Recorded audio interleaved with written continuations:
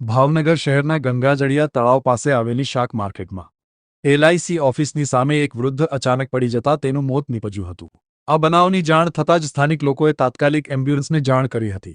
ઘટના સ્થળે પહોંચેલી એમ્બ્યુલન્સ ટીમે વૃદ્ધને તપાસી મૃત જાહેર કર્યો હતો। આ ઘટનાની જાણ પોલીસને કરવામાં આવતા ગંગાજળિયા પોલીસ સ્ટેશનની ટીમ સ્થળ પર પહોંચી હતી અને જરૂરી કાર્યવાહી હાથ ધરી હતી। પોલીસે વૃદ્ધના મૃતદેહનો કબજે લઈને પોસ્ટમોર્ટમ માટે સર હોસ્પિટલ ખસેડ્યો હતો। વૃદ્ધના ખિસ્સામાંથી કોઈપણ ઓળખપત્ર કે દસ્તાવેજ મળી ન આવતા તેની ઓળખ અને રહેવાસ અંગે કોઈ માહિતી મળી શકી નથી।